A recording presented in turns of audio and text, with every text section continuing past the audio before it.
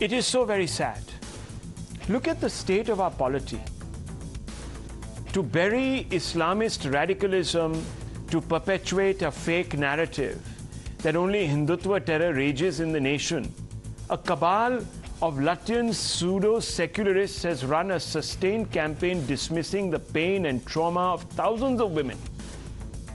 These women have survived a systematic terror campaign aimed at converting them to serve Islamist terrorists in ways too demeaning to mention.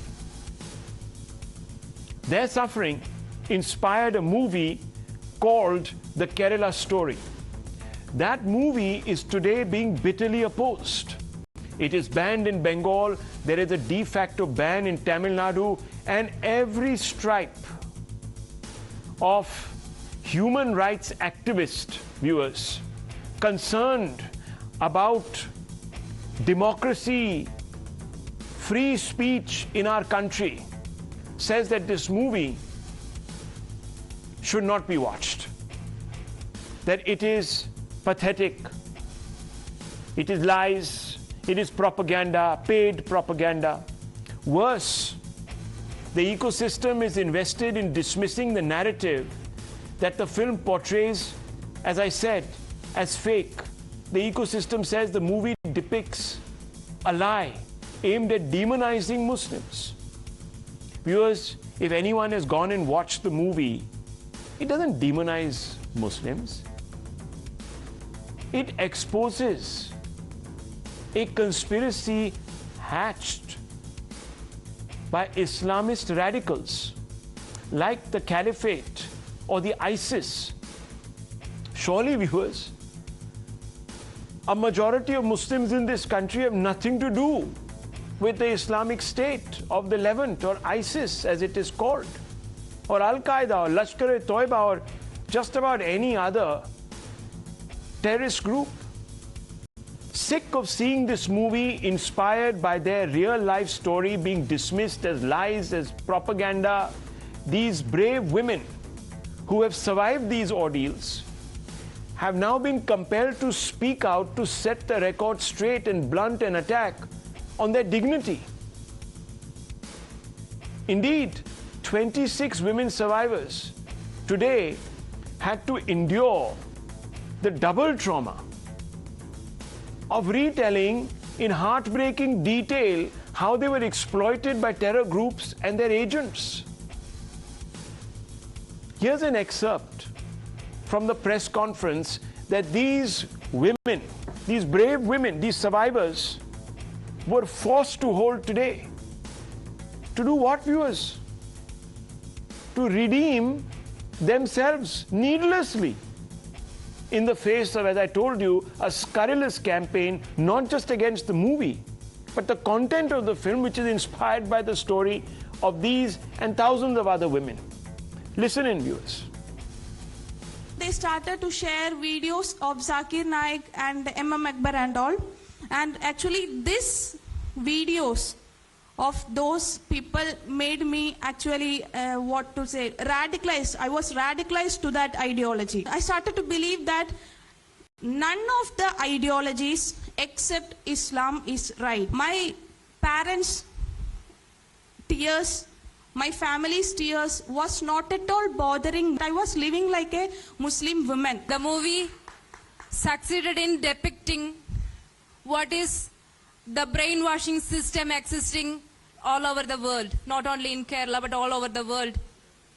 And it is succeeded in depicting what is love trap jihad is. The movie got succeeded in depicting what the recruiting system existing in our country. They were identified not through records, they were identified by their patterns of, they had been so radicalized or they were so brainwashed into a different ideology or state of mind. Pattern of interactions with their family, pattern of interactions with their closed ones had changed so much that they had become averse to their own families. They wanted to leave their families. The irony is that those who have added to the suffering of the women, those from the Latvian cabal, viewers, who have added to their trauma by making them, by forcing them to come out and tell their stories, are those very people who describe themselves as the champions of human rights, social justice, free speech, and God alone knows, viewers, a whole list of virtues. These hypocrites, these virtue signaling hypocrites, should hang their heads in shame because their character assassination campaign and their opposition to the movie that is telling a story is providing cover to Islamist terrorists who are going about with impunity, desecrating the fundamental rights of thousands of women, playing with their futures. Viewers, these people are sick in the mind. And you know why they're doing it? Because, viewers, there is a whole group of people abroad who call them, invite these sick secularists, pseudo-secularists, to their universities, to their seminars.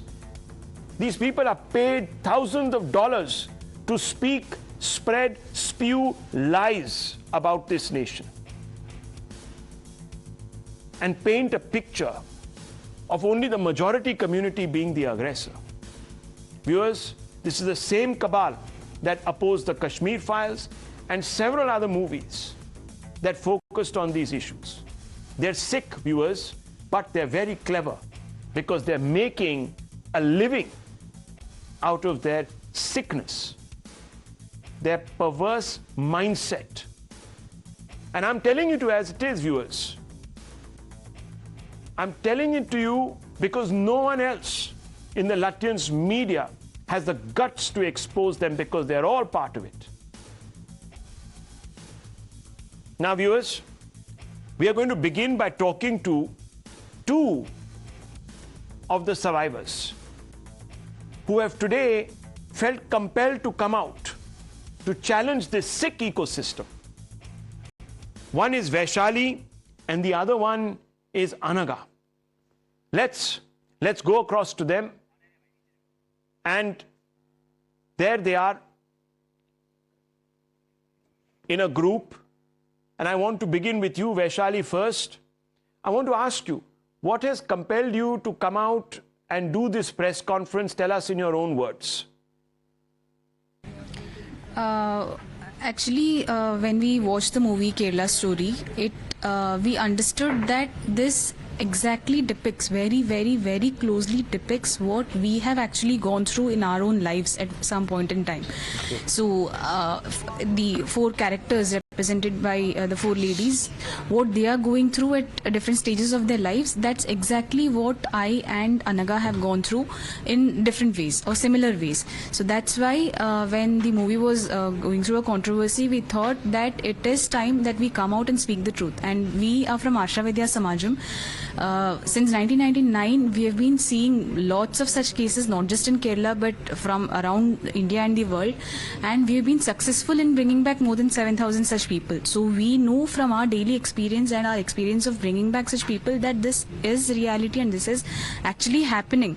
And we have to come out and talk about it. That's the reason we attended this press conference. So this is an important, very important remark that has been made by Vaishali.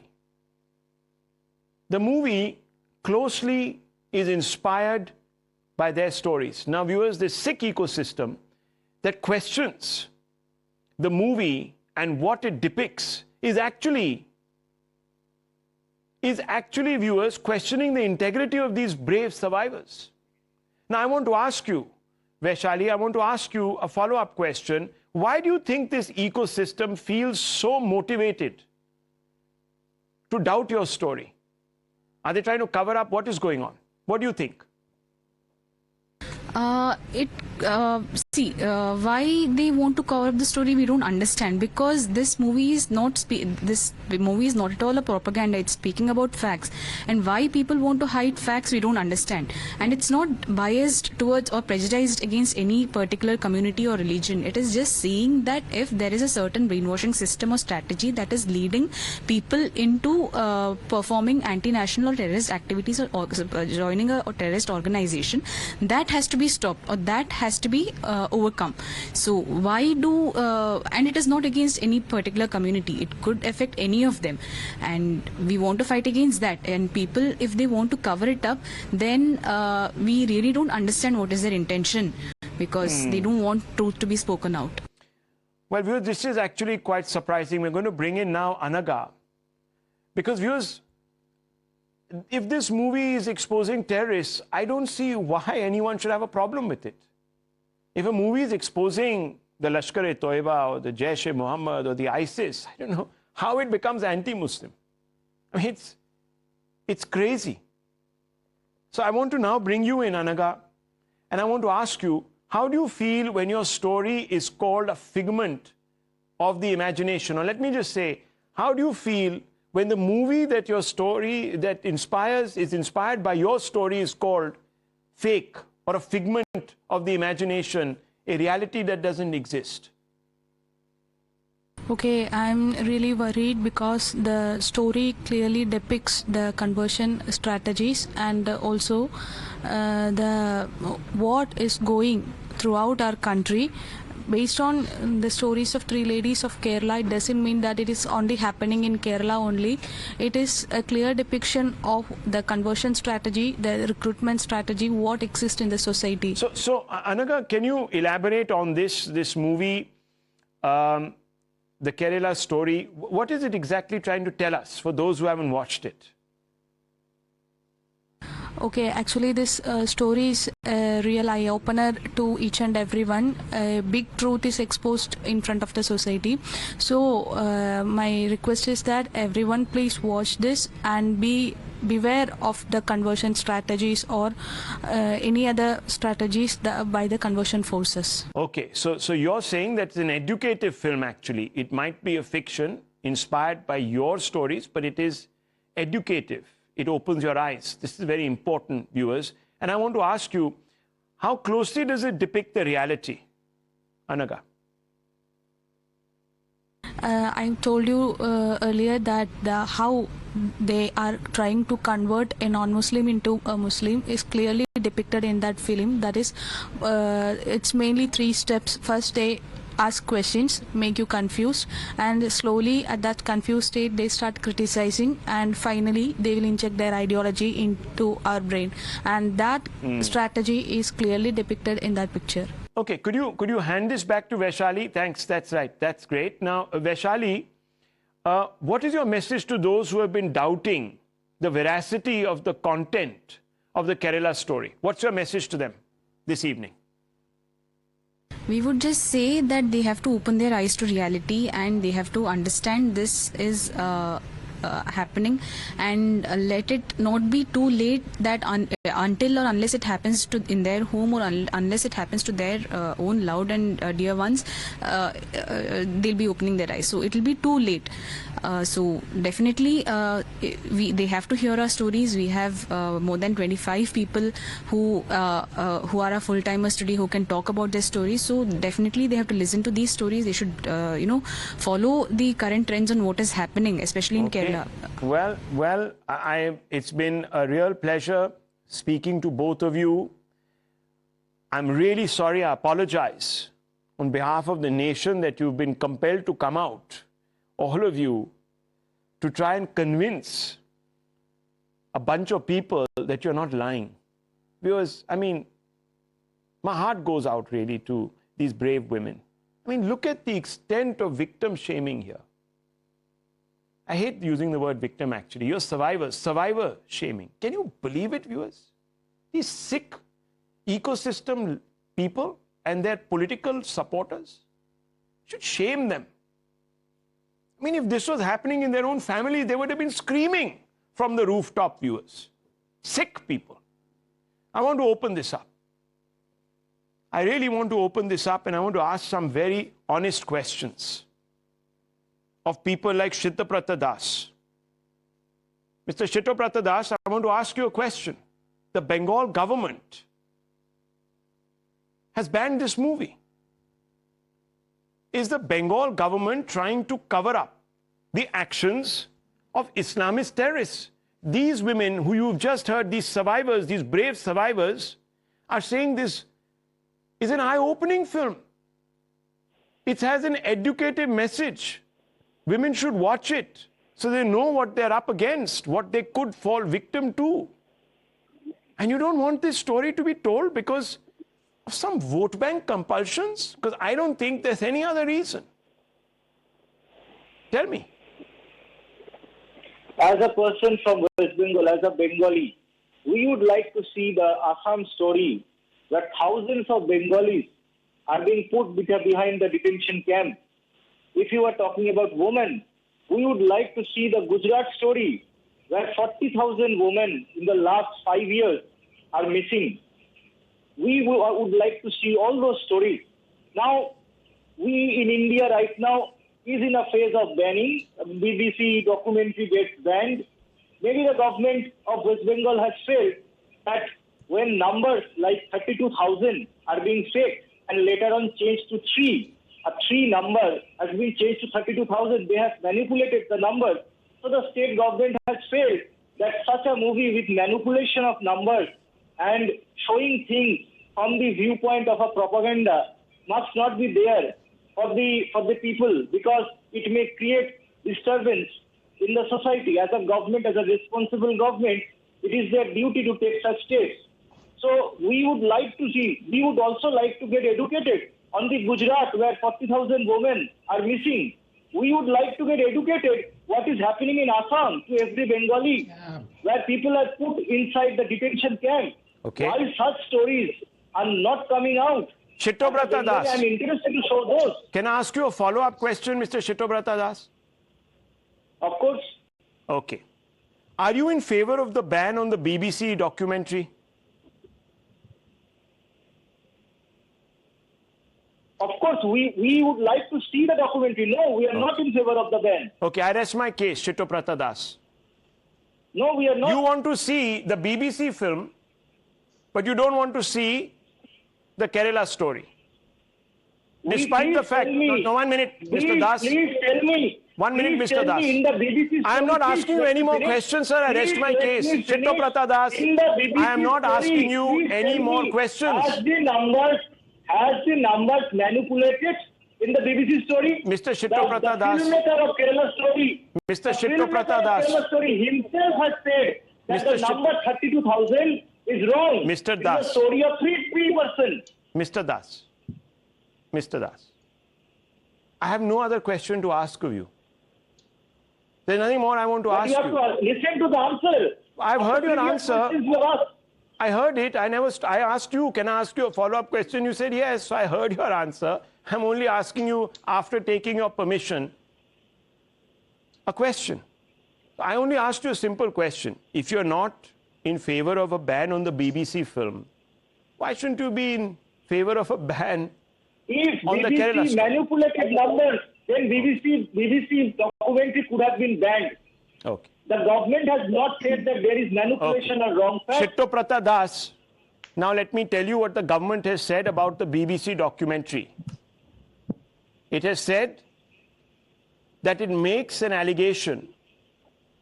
It suggests that Mr. Modi was complicit when the Supreme Court of India, over 13 years, heard the case and gave him a clean chit.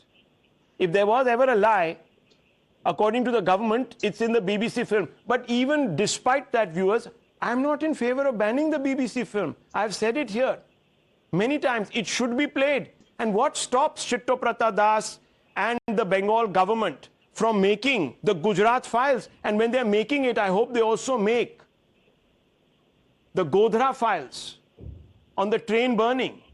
I hope they do. No one stops anybody. Make all these movies. Who's stopping you? Mamata Banerjee has a whole state government with many directors who would love to make films. She should make it. But viewers, The point is not that. The point is that Siddhabrata Das is not going to tell you that there is a vote bank, a 34% vote bank, which he believes will be upset because terrorists are being shown in a poor light. You see, viewers, I told you, there are certain individuals who suffer a sickness, and that is called pseudo-secularism. I want to bring in Dr. Anand Ranganathan. Dr. Ranganathan, what would you say to Siddhabrata Das? Good evening, Rahul. You are very rarely wrong. But tonight, I'm afraid you are, because you called these people as sick, these activists and human rights activists and people who want to ban this film. They're not sick, Rahul. They're very healthy. They're well-thinking people, but they're psychopaths. This is what politics does to you. I don't want to reply to any person on this panel right now. I just want to say, I want to ask one thing. 2 number 3 is equal to 32,000. Mr. Das, support that number 3. Mr. Das, 32,000. Rahul, propaganda. Mr. Das, don't speak over others. Did Dr. Ranganathan speak over you? Manipulation of numbers. Okay, I'm counting till 3. 1, 2, 3. I hate to play principal, schoolmaster, monitor. I don't like it. Don't push me. He never interrupted you. You can ask a follow-up question. You have the floor. Mr. Das, we're still a democracy. Don't worry. Let Dr. Ranganathan at least finish his point. Dr. Ranganathan, you can start again, because I would like you to repeat everything you've said. Well, Rahul, I just want to say this, that you're rarely wrong. Let me see if I can remember what I said exactly. But tonight you are, because you called these human rights activists and these government people who want to ban this film as sick. They're not sick, Rahul. They are psychopaths. They're hypocrites of the first order. And many of them are in your panel tonight. There are 2 issues here, and let me address very briefly one by one before I'm interrupted again. It's rarely happened that people are rattled even before I open my mouth, but tonight is that scenario. Number 1, the Kerala story is based on real events. I fail to understand why anyone should object to this film. Even the High Court and the Supreme Court have said, quote, this film does not insult Islam. Whatever that means in a country where Hindu holy books are gleefully burnt and Hinduism is freely insulted in films. Anyway, so why should Muslims be angry? Why should Hindus on behalf of Muslims be angry? How many stories will you ban? Kerala's present chief minister is on record saying that 100 Keralites have joined ISIS. Is he lying? Is he a Sanghi? Yes, the actual figure given in the film may be contentious, but Kerala Muslims joining ISIS is not fiction. It is heartbreaking, truly heartbreaking to see the victims, or as you said, correctly pointed out, Rahul, survivors, come out and explain why. And it makes me sick to the stomach that this is what we've come to, that there are people who would actually cushion the atrocities of the ISIS to the extent that they would actually demean their fellow Indians. The writing is on the wall. The Kerala story is a reality, because love jihad is a reality. Forced conversion is a reality. ISIS is a reality. Kerala Muslims going to Syria to join and fight ISIS is a reality. So what exactly is fiction? What is Islamophobic? Instead of admitting to the reality of ISIS and what they were complying to, these so-called moderate Muslims and their Hindu stooges are perennially playing the victim card. And finally, to this TMC spokesperson who is going about on this whataboutery saying, why not we make Gujarat? Incidentally, Parzania is on Gujarat, right, and had been banned, and it was not banned by Chief Minister Modi when he was the Chief Minister of Gujarat. So get your facts right. Number 2, why don't you make all these films? Who is stopping you? But why do you want to stop the Kerala story? And finally, I want to ask this guy one story, one simple question. Exactly 20 years ago, to the day, Rahul, the CPIM government in West Bengal banned Taslima Nasreen's book, Lajja. You know who poured onto the streets? TMC cadre. You know who was leading them? Mamata Banerjee Didi. She was demanding that the ban should be lifted on Lajja, on that book that was banned by CPIM. And then what happened? Mamata Banerjee became the chief minister. It's been 10 years. She has not removed the ban. So I want to ask this guy, this TMC spokesperson, give me the reason why Mamata Banerjee wanted to lift the ban then, when she was not in government, and has not lifted the ban now. What is it in Lajja that embarrasses Mamata Banerjee? Tell me, do you have the guts to say this? No, or will you remain a stooge? today Mr. Das is a political analyst. He is not officially TMC spokesperson. He might be a sympathizer or what have you. The questions stand, but I don't think, Dr. Ranganathan, given the fact that you sort of have described certain individuals as sociopaths or what have you, there is much point really. Because, you know, we know the hypocrisy. You see, I don't even know, I mean, what is the point? We'll just hear a whole bunch of invective come our way, so I'd rather not risk it. But let me ask Messrs. Chaudhary and Jindal. Now, they are a redoubtable firm, and they speak for the Congress. So, Mr. Chaudhary, I just want to ask you, you apparently are in Assam, if I'm not mistaken. Why haven't you made a movie on the so-called Kolkata right now? Okay, but you're from Assam. You've contested elections there, if I'm not mistaken, Mr. Kamruzaman Chaudhary. Yeah. So obviously you would know that there are these massive. I was born, brought up in Assam. Yeah. So can I just finish my question? So we've we are agreeing, at least on this fact. But good to know that we can agree on something. But look, I just want to ask you, Mr. Kamruzaman Chaudhary. Now you heard Mr. Das, and you know he's talking about these massive detention camps where Muslims are incarcerated in Assam, etc., etc. If they're so big and they're so horrible. 1 second, Mr. Das, 1 second. Now we don't want to hear you. क्या करें, boss? हाँ जी बोलिए, Das साहब. Not Muslim, Hindu Bengalis, Muslim Bengalis, both. Okay, all people are detained. There are massive detention camps. People's lips are being sewed together, etc. I just want to ask, Mr. Chaudhary, you hail from that state. It's such a burning story. Why don't you tell it?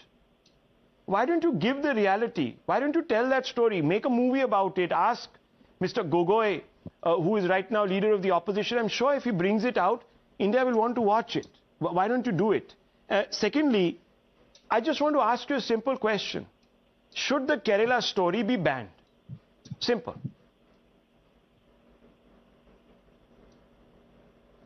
Rahul, here there is two issues out here. Okay. I personally, my party does not want this Kerala story, or for that moment Kashmir files, or any other story to be banned per se, till that time they maintain the social harmony in the society. Right. But before I continue with my argument, just I want to remind my good friend Anandji that however we might be agreeing on to disagree with each other viewpoints, but I never will expect a learned man like Anandji calling somebody a psychopath or a Hindu stooge.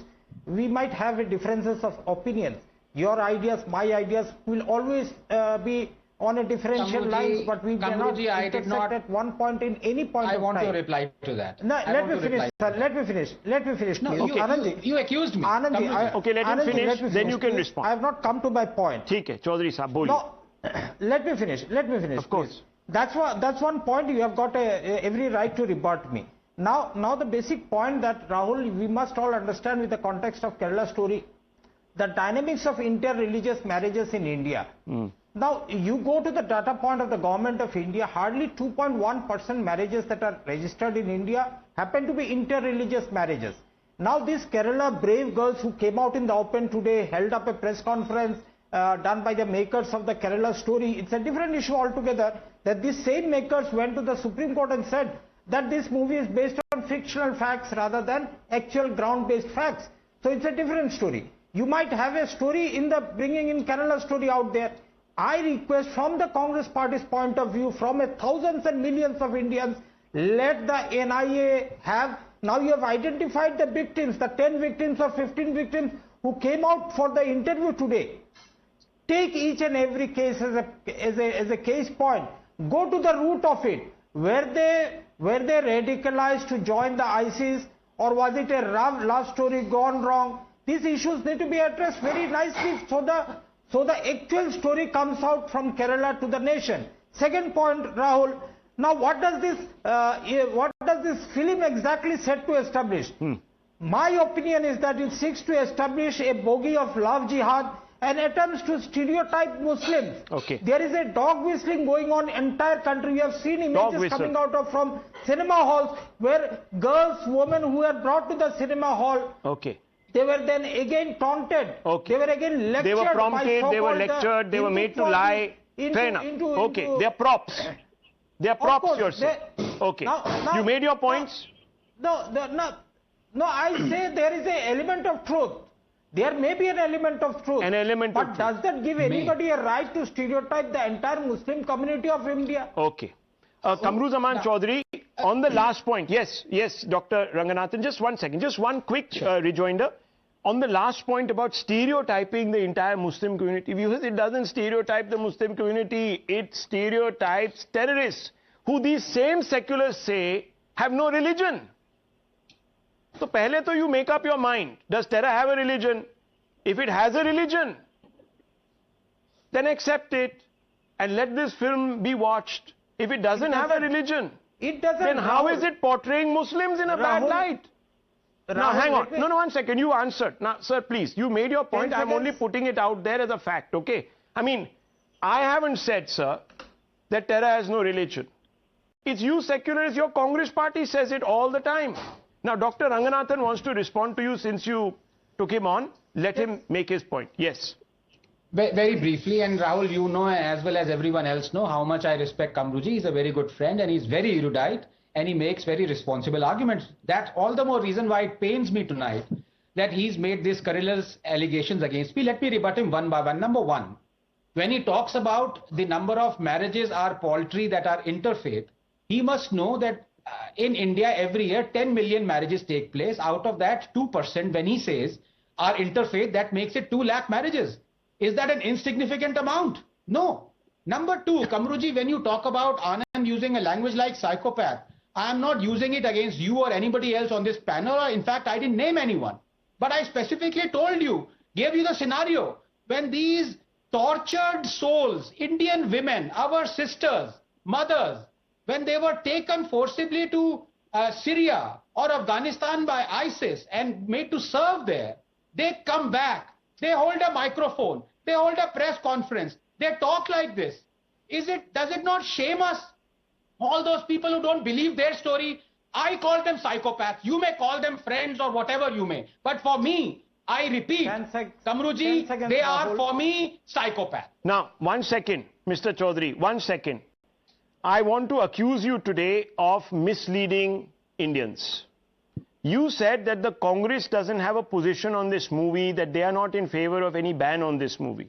That's what you said, sir. For a ban. Mr. Chaudhary, yes or no?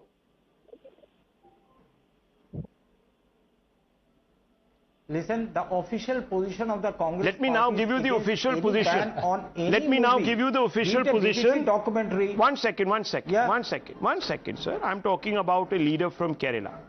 Okay. I said I'm going point by point. Kamruzaman Jam, sir, please. I'm a humble slave of fact, and facts have fans. So can I now begin by putting out the facts? First of all, viewers, he said the Congress is not. The senior most leader in the Congress from Kerala, Mr. Ramesh Chennitalla, has called for a ban. There are others who slammed the film, but said it should not be banned. Tharoor, for instance, another person from Kerala. He slandered the movie, fine. But Chennitalla has called for a ban. And what did Chennitalla say? The story is aimed to create division among communities. We are not against any movie or drama, but any drama or movie which will create communal tension and division among the various communities should be stopped. That should not be allowed to be screened because that will create problems in society. Viewers, are you telling me that Muslims will feel offended because terrorists are being depicted as predators, sexual predators? I don't think so. And if that is the question, viewers, then we have all a reason to be worried. Then it becomes a real problem. So actually the Congress party, by saying this, is doing a disservice to crores of Indian Muslims. Crores. I know Dr. Ranganathan may not agree with me, but I am risking my neck here by saying this. I do not believe that Indian Muslims would abet, defend anything or get upset by a portrayal of the ISIS or terrorist groups, viewers. They will not. I want to also correct Mr. Chaudhary on another misrepresentation. I'm being very kind here, misrepresentation. Viewers, he said there is nothing called love jihad. Exactly. Kerala Now, High let Court. me quote the Kerala High Court in 2009. From some of the reports, now, viewers, again, these are not my words. Okay, this is the Kerala High Court, clause 16 in 2009 of their judgment. I have perused, this is the judge speaking, I have perused the case diary file. There are indications that several similar instances took place in the state of Kerala. It is stated that there is a movement or project which is called Romeo Jihad or Love Jihad, conceived by a section of the Muslims. The idea appears to be convert girls belonging to other religions to Islam. It is stated that Muslim boys are directed to pretend love to girls of other religion and get them converted to Islam. Lot of money is available for executing the project. There are men who help, is available at any time. Organizations also there to implement the project. Clause 22, from some of the reports submitted by the police officers concerned to the Director General of Police, it is clear that there is a concerted effort to convert girls belonging to a particular religion to another religion. It is also clear that this is being done with the blessings of some outfits mentioned in the reports. This should be of great concern to the people at large and to the government. The government is bound to protect the fundamental rights and so on and so forth. Viewers, it's very lengthy. Thirdly, viewers, I want to again tell you where Mr. Kamruzaman Chaudhary is wrong. The makers of this movie said that this was inspired by the stories of some women in the court. They didn't say it's a work of fiction. And neither did they say that it is a work of non-fiction. So please learn, when you come on India Upfront, to be absolutely loyal to the facts. Otherwise, sir, I will call you out. And I have done so. And let me also Rahul, tell you, sir. as far as you have exposed Kamruji, your exposure of Kamruji reminds me of a famous meme, Rahul, where one person is telling the other person, Jaane dijiye. Accusing me of misrepresenting. ठीक है, sir. I should get the chance to rebut you. Please, sir, go ahead. Go ahead, rebut, sir. Rebut the Supreme Court, rebut the High Court, rebut Chennitala, rebut them. Don't rebut me. Rahul, जाने दीजिए.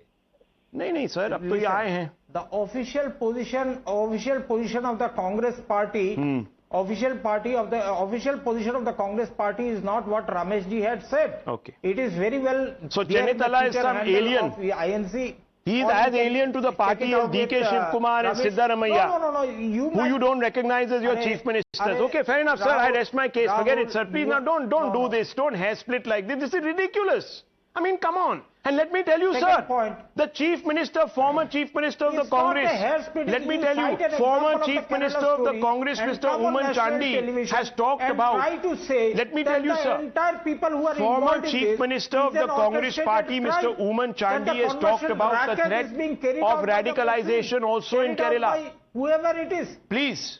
But you fail to Mr. Oomen Chandy, your own chief minister, you can sack him also. No problem. Okay, Mr. Chaudhary, I don't want to get into a war of words. I am only quoting a fact. If Mr. Chennitala is not a Congress member, please say it. Is he a Congress member? Yes or no? Talk about the thousands of people, thousands of women from Kerala who have migrated to the Middle East in search of employment. Have you talked about that? Mr. Ranganathan is holding up. Mr. Ranganathan is holding up the. Okay, Mr. Chaudhary, listen to this. Trying to stereotype.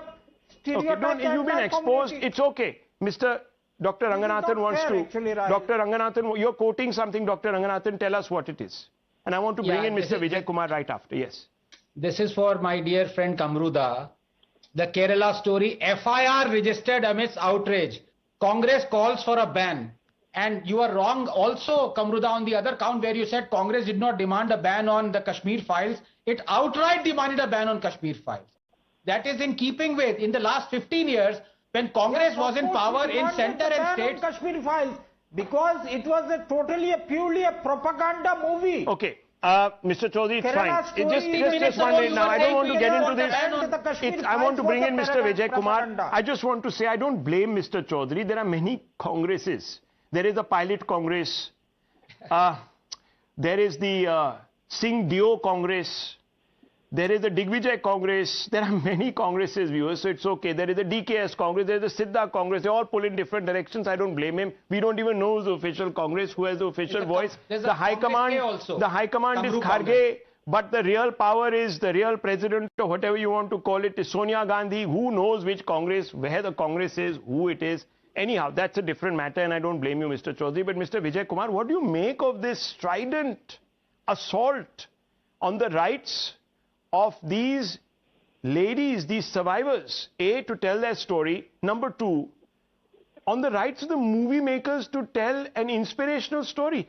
What is the problem here, Mr. Vijay Kumar? See, before coming to that, I would like to, ask the fellow panelists a few questions. Have post-religious conversions to Islam happened in Kerala? The answer is yes. Have there been cases in Kerala where women were trapped in love and converted? The answer is yes. Have people from Kerala joined ISIS? The answer is yes. And in fact, the leaked intelligence report of Kerala ADGP during CM's visit says the links of Keralites with IS is very concerning. It doesn't say some groups in Kerala, certain elements in Kerala have links with IS. It actually says the links of Keralites with IS. So that's very concerning. That's more insulting even to a person like me, because it says that, the links of Keralites with IS. So that's a, general categorization. So then what is the problem with this movie? It's only showing the reality of Kerala. In fact, it doesn't even show 10% of the issues related to cultural hijacking and the effect of Islamization in the state. If people are concerned about the numbers so much, then let me tell you, if it's not 32,000, it's not either 3. When the Kerala CM, said on record about 100 recruitments, he actually went ahead and said that 72 among them traveled to Middle East and then joined ISIS. 28 had left Kerala directly and joined ISIS. Now, just imagine for 100 recruitments to happen across a small state like Kerala, how strong and wide would be the network of agents involved in this? I am sure that number would definitely be about 32,000. Isn't that more concerning? And these people, they are the same ones who wanted the propaganda documentary of BBC, which distorted facts on an issue in which, SIT and Supreme Court had given clear verdict. They wanted it to be played. And they are the ones who want Kerala story to be banned. Mr. Stalin in Tamil Nadu, he actually in a meeting had said during the BBC issue that with his MPs that we should raise this issue in the parliament. And Mamata Banerjee actually said that, there won't be any media left in India if this is what happens with BBC. So this is like an open admission of these people that they are the so-called crusaders of, freedom of expression, that they are nothing but hypocrites. So if you notice something, all the political organizations with a false secular image are the ones who want Kerala story to be banned, because they came into power with appeasement politics. So they have to cater to the, interests and demands of certain groups. Otherwise, they will never see themselves in power positions again in life. So of course, they want a ban on this movie. And regarding the, situation of women in Kerala, we should actually, if you want to know the real side, the people who want to know the real side of the story, they should speak to Nimisha Fatima's mother. They should speak to Akila Hadia's father. They should speak to Sonia Sebastian's family. And then you would know the pattern in which women are converted in Kerala. There is an organization in Malappuram with, links to PFI, which was actively involved in the conversion. And a lady... we heard these 26 survivors today, Vaishali and Anaga. I don't think we need to go any further. There they are on your screens, viewers. You've heard them. We began with that. Mr. Lokesh Jindal, how do you respond to Mr. Vijay Kumar tonight? Why ban this? Rahul, we are getting this entire story wrong. Okay. Suppose tomorrow, if there were to be a movie made on the life of Bilkis Bano, and that movie would have portrayed that Hindu religion or value system was responsible to what happened to Bilkis Bano, then I will oppose that movie. Because this particular incident, whatever happens, has nothing to do with religion as a set of institutions. This movie, Kerala Story, it depicts Islam in a prejudicial manner. It tends to portray a religion improperly, and it tends to set a prejudicial sort of opinion in the society, leading to communal disruption of social harmony, which is not good for the country. Okay. It's not, if the government is serious about such an incident happening, then movie is not the solution. Let there be a commission formed, let there be a committee formed, legal measures taken, laws introduced, administrative measures undertaken, and educating the masses does not require commercial movies like this. Come on, we are better than this.